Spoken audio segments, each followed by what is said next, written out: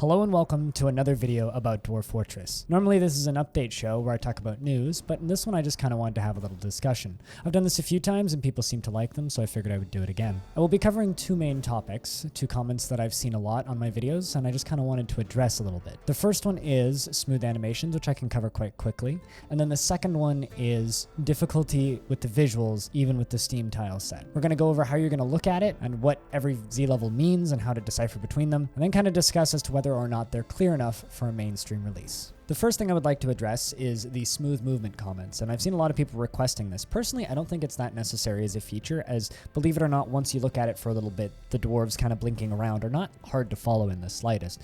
As somebody who's legally blind, I actually find them a little bit easier to follow than some smooth animations from other games such as Prison Architect or RimWorld.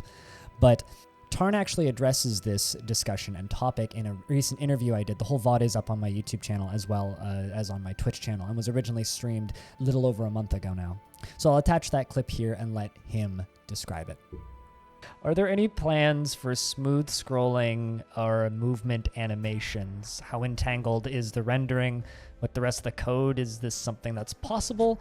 Yeah, so like I was saying with the, I just kind of mentioned that before, that there are complications to doing smooth movement that would lead to a lot more kind of tile refreshes, which is not normally something you have to think about, but we have to think about still. You know, hopefully we can loose that shackle at some point, but that's not how it is now. So I don't expect it. It's possible, but I don't expect it. And there you have it. So that's where we're sitting for now, and more or less all of the information I personally have about smooth animations. While it's something I would like to see in the future, maybe not as smooth as RimWorld, but something I would like to see a little bit more animations from tile to tile.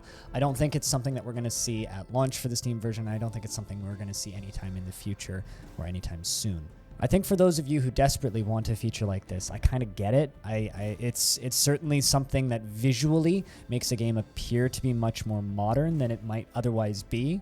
However, mechanically, I don't think this would affect Dwarf Fortress very heavily, and I think that in the long run, many people, I think, will just simply become used to the current way things are.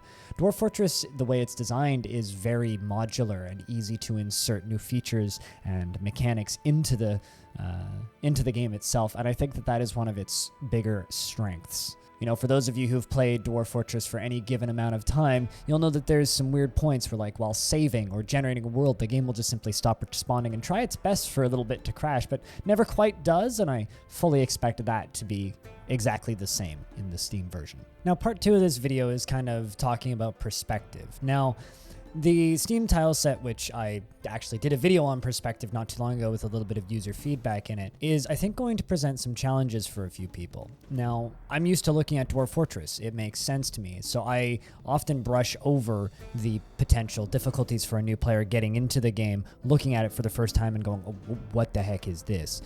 So for me, it's not a problem, but I just kind of want to describe exactly what you're looking at with the Steam version real quick. It's not really a tutorial, but just kind of a little visual description, because I often target these videos at people who've been playing the game for a really long time and not people who might be completely new to it. Admittedly, I know a large portion of the people who watch these videos are new, so this is kind of for you for the next minute, and then I'll kind of get into whether or not I think that this is going to be appealing to a mainstream audience, because, spoilers, I don't think it is, and I don't think that's the point. So in vanilla Dwarf Fortress, in the current state, you cannot see multiple Z levels at once, which I think makes this shot a little bit confusing for newer players.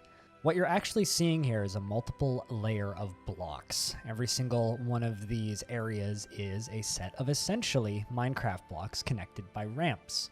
They can also not be connected by ramps, and if there's a ramp missing, that will just be a flat edge, minus the little perspective-y bit. Right now you can see the very bottom of the area. I'm cutting off everything else. And now you can see one level above that as well. The next level I will enter into the camera now. And now I'm only showing the camera layer that we are currently looking at. All of the dark area down at the bottom is filled in stone that has yet to be mined out, and if there were tunnels there, you'd see little tunnels dug. The dwarves are on the same layer as this dark stone, and could easily walk up and over it onto the invisible layer above by walking up one of the ramps.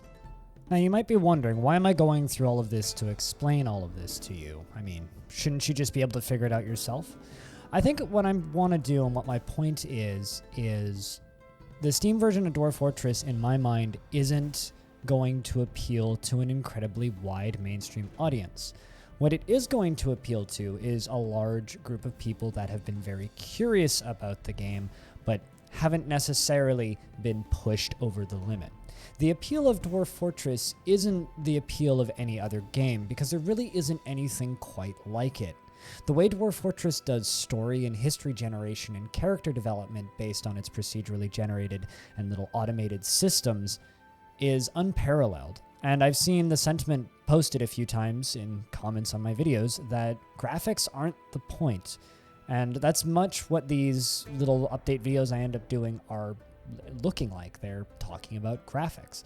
But I completely agree. Graphics are not the point. The purpose of Dwarf Fortress is to display a narrative. And I think that the Steam version is bringing that to a audience of people that are curious about the game, but currently maybe a little bit too nervous to try it, or they just haven't managed to get past the barrier.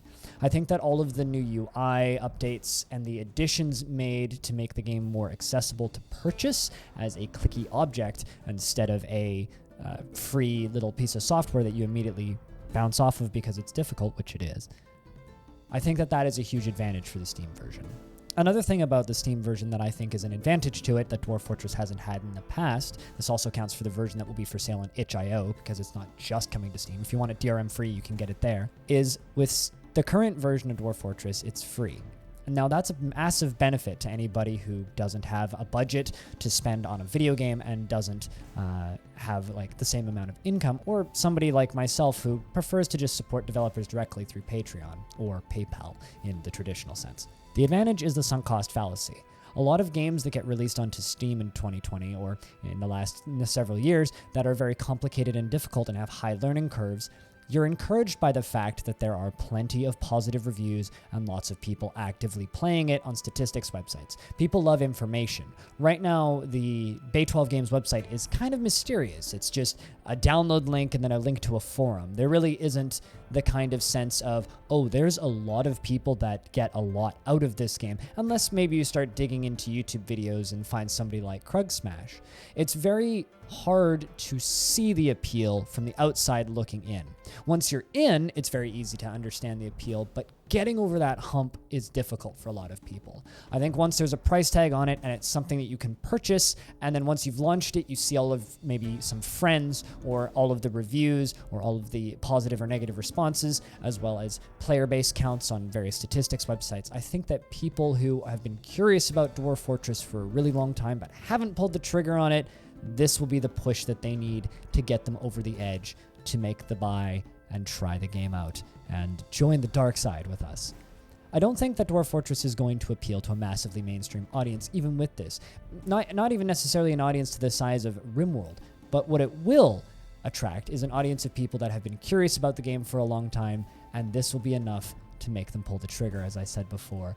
And that will expand the number of stories that the game is generating because there will be that many more people playing it, and this will increase the amount that's written about the game. And I think over a long period of time after the initial sales release, from the initial release, I think that Dwarf Fortress will slowly spread and become a massive game in its own right, outside of the already rather successful and legendary free version on bay12games.com.